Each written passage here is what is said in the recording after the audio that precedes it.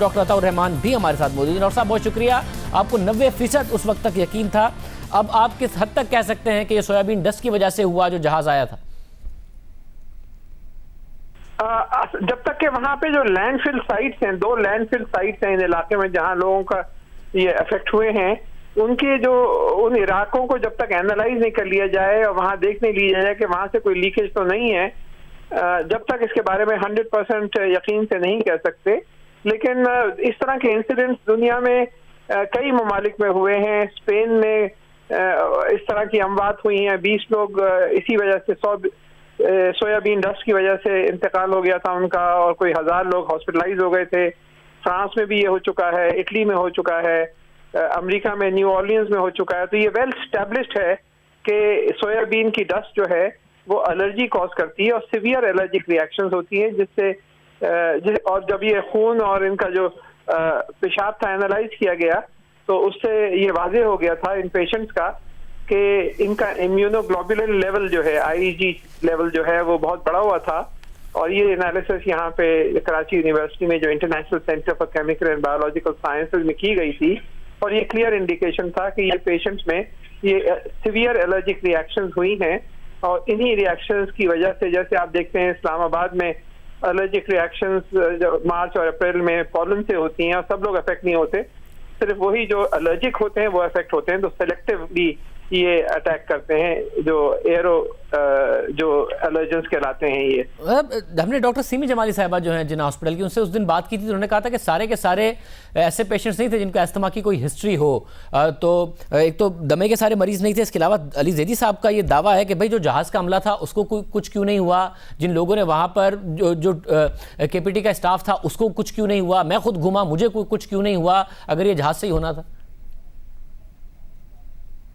इसका दमे के मर्ज से कोई डायरेक्ट ताल्लुक नहीं है, बल्कि जो लोग एलर्जिक होते हैं इन खास एलर्जन से जो कि सोयाबीन डस्ट में पाए जाते हैं, उनका चांस ज्यादा होता है। अगर दमा हो और एलर्जिक भी हो तो फिर उसका बहुत ज्यादा इफेक्ट होता है। लेकिन अगर दमा है और एलर्जिक ही नहीं है तो आपको कोई उसका दिखाई नहीं देगा। सबसे पहले तो ये बात है। दूसरी बात कि जो लोग वहाँ काम कर रहे थे वो ज्यादातर जो है वो लोग जो काम कर रहे थे दे वर हेल्दी इंडिविजुअल्स, और वो एलर्जिक नहीं होंगे। बहुत स्मॉल पॉपुलेशन है जो एलर्जिक होती है इन चीजों से। तो इस वजह से वहां पे नहीं हुआ। जहां जहां हवा फैली और वहां और जहां जहां ये डस्ट पार्टिकल्स फैले और उसके साथ ये एलर्जी कंपाउंड्स फैले, वो अफेक्ट हुए और उन पर इम्पैक्ट हुआ।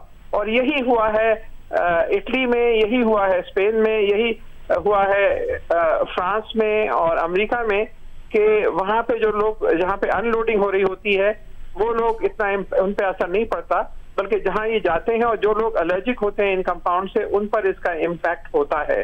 तो इस वजह से एक खास तरीका अब बैनुल-अक़वामी तौर पे इंट्रोड्यूस हुआ है पिछले 30-40 साल से, कि खास साइलोज में फिल्टर्स लगाए जाते हैं जब ये सोयाबीन को निकाला जा रहा होता है, ताकि उसकी डस्ट इधर उधर ना फैले, बल्कि एक एनक्लोज तरीके से वो अनलोडिंग हो। तो जो इंटरनेशनल प्रोटोकॉल्स हैं इसकी अनलोडिंग के, वो फॉलो करने चाहिए। पहले ज्यादातर ये जो कंटेनर्स आए हैं और शिप्स आई हैं, ये पोर्ट कासिम पे अनलोड होते थे, ये किमाड़ी पे आमतौर पे अनलोड नहीं किए जाते थे। इस दफा यहाँ पे अनलोड हुए हैं तो हवा का डायरेक्शन ऐसा था कि वो फिर कुछ पॉपुलेशंस पे इम्पैक्ट पड़ा है। तो इट्स रीजनेबली सर्टेन, लेकिन जो एक स्मॉल लेवल ऑफ अनसर्टेनिटी है वो यही है कि वहाँ 2 लैंडफिल साइट्स हैं, और अगर वहाँ से कोई टॉक्सिक वेस्ट कुछ और गैसेस रिलीज हो रही हो तो चाहिए ये कि उस इलाके को जो है सही तरीके से वहाँ की एनालिसिस की जाए, ताकि ये 100% सर्टेनिटी से हो जाए।